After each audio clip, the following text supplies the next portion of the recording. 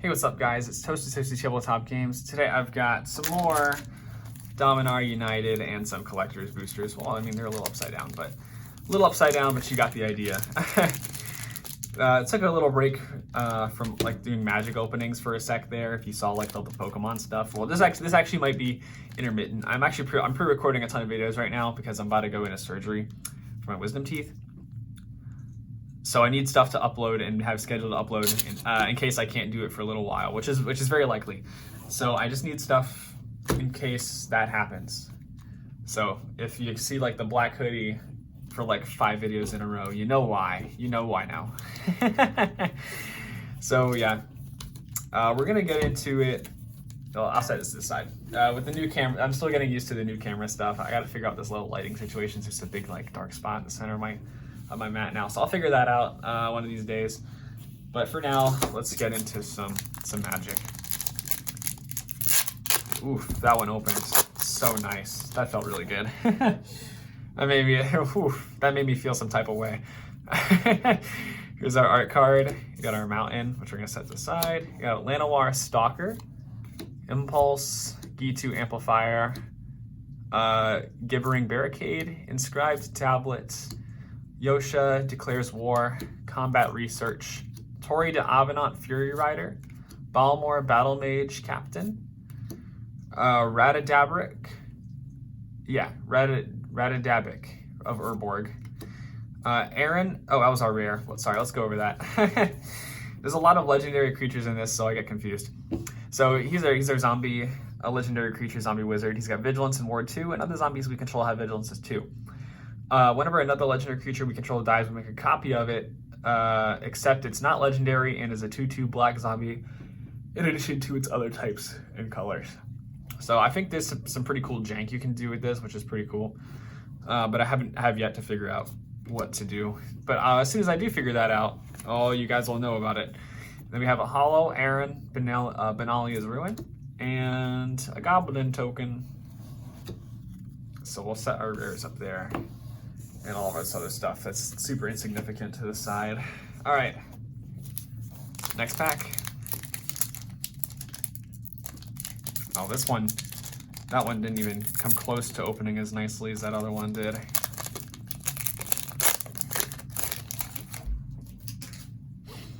All right, it's our art card.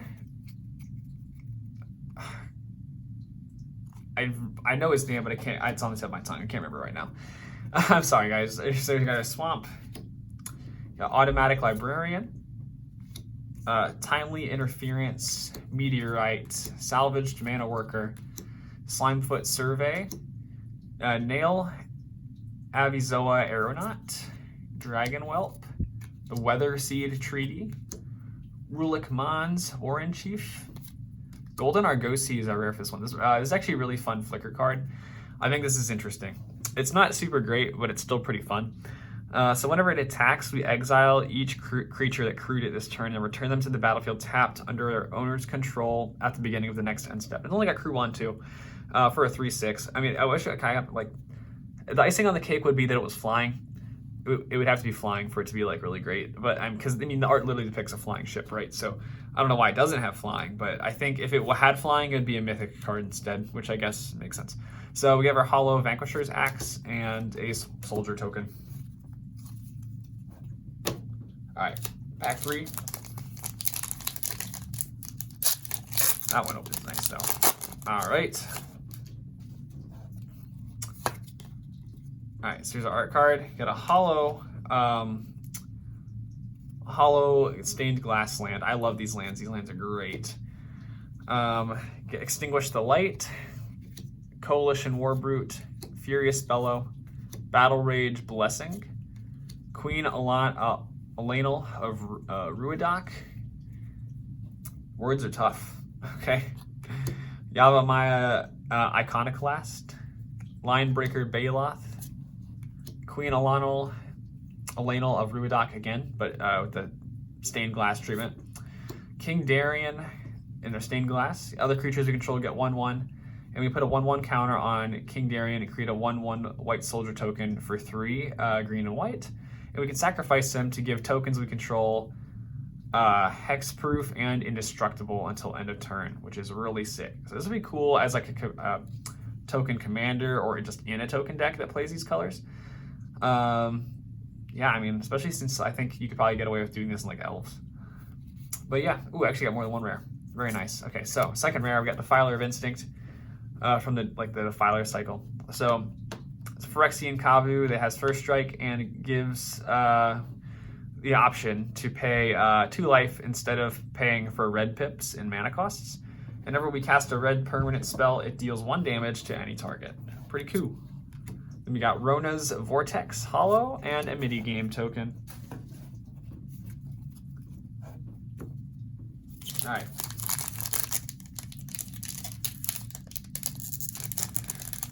Well, at least there's another option for me when I know the seal's too tough to break.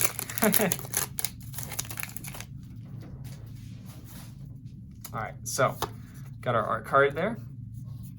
Basic Mountain. All right, Enthrall to the Pit. Molten Monstrosity, Bite Down. Flowstone Kavu, Balduvian Berserker.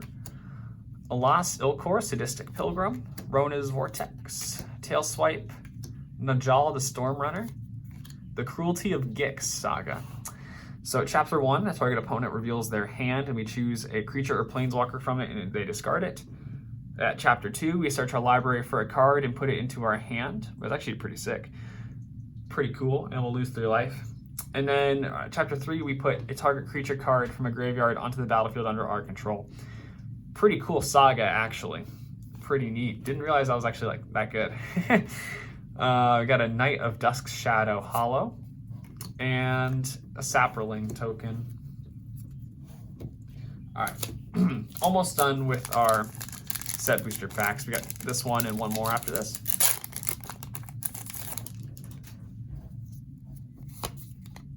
All right, got a art card of a Dominaria Terror, I believe it's called.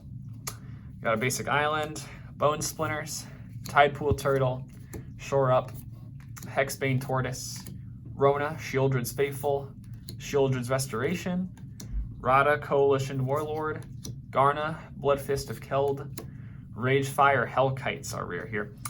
So whenever it attacks, we may sacrifice another creature, and if we do, it gains double strike, and it's a 5/3 flyer for 6. Neat. And then we have Academy Lore Master. So at the beginning of each player's draw step, they may draw an additional card, but if they do, spells cost 2 more to cast.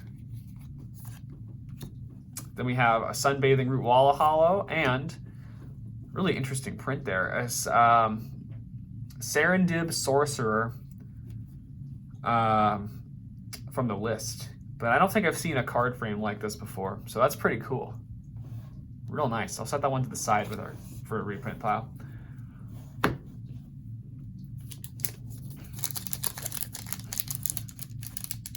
All right.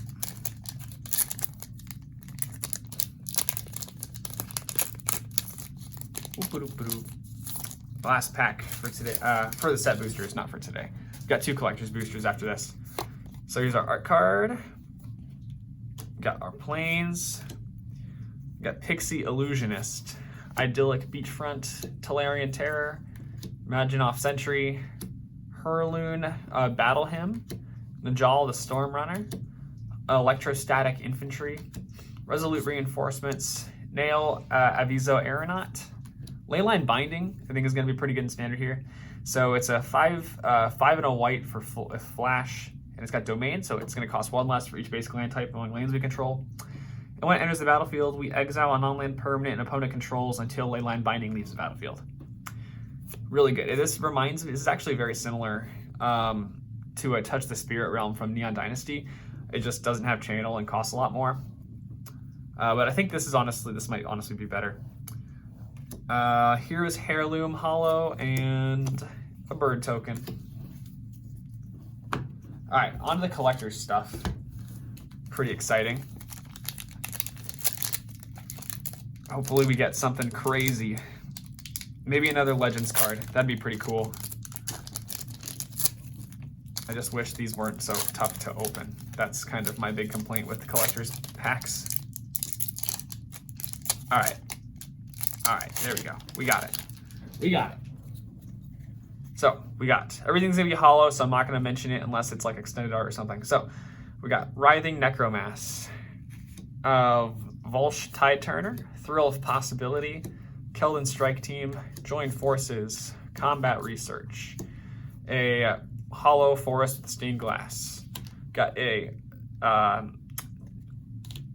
Etched Foil, that's the word, Elosil Core Sadistic Pilgrim, Valiant Veteran, got Anointed Peacekeeper Full Art.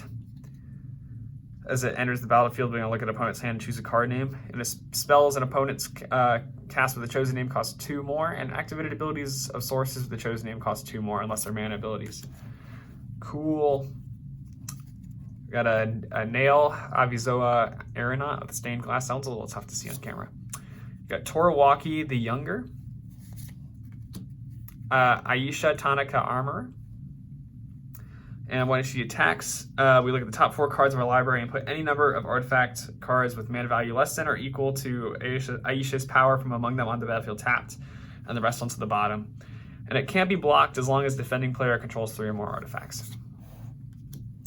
Hey, that's sick. I don't think I've seen him yet. Tetsuo Imperial Champion. And when he attacks, he's gonna do, if he's equipped, do one of the following. Tetsuo deals damage equal to the highest mana value among equipment attached to it to any target.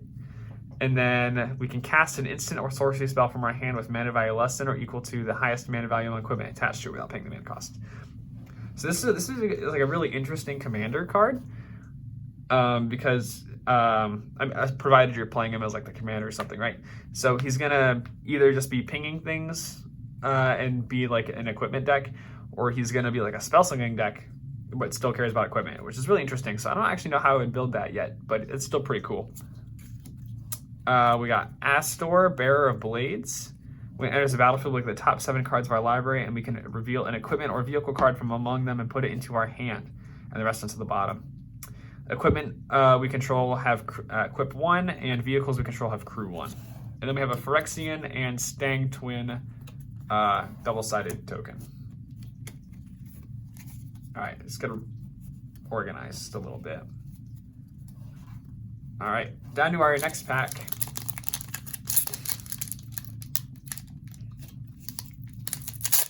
Okay. All right, so we got a Volsh Tide Turner, Shield Wall Sentinel, Barkweave Crusher, Thrill of Possibility, Micromancer, Queen Elanel of Ruidoc, Island with the stained glass treatment, Nail Avizoa Aeronaut with the etched foil, Temporary Lockdown. It's a great card. I actually was looking for one of these. So when it enters the battlefield, we exile each non-land permanent with mana value 2 or less until it leaves the battlefield, which is really interesting because this could be doing like some double duty and like flicker decks, which is really cool. We got a Haughty Jin Full Art. It's a flyer, and its power is equal to the number of instants and sorceries in our graveyard. And instants and sorceries cost 1 less to cast. We got a Bortuk Bone Rattle, yeah, that's how you say it. Tobias Doomed Conqueror.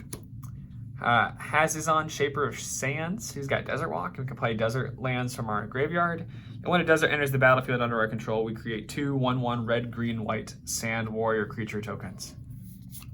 Hey, that's pretty. Got a full art Yavimaya Coast. And a full art foil Shivan Reef. Hello. Nice. That was really nice. And then a double-sided Soldier and Goblin token. Real nice. Yeah, I'm pretty happy with those lands in the end there. That's really nice. Always a good thing to have. But yeah, that's kind of all for today's video. So thanks for watching. Be sure to like and subscribe for more content like this. And as always, following my socials at ToastyTabletopGames on TikTok, Instagram, and Twitch. Other than that, thanks for watching, and I'll see you guys in the next one.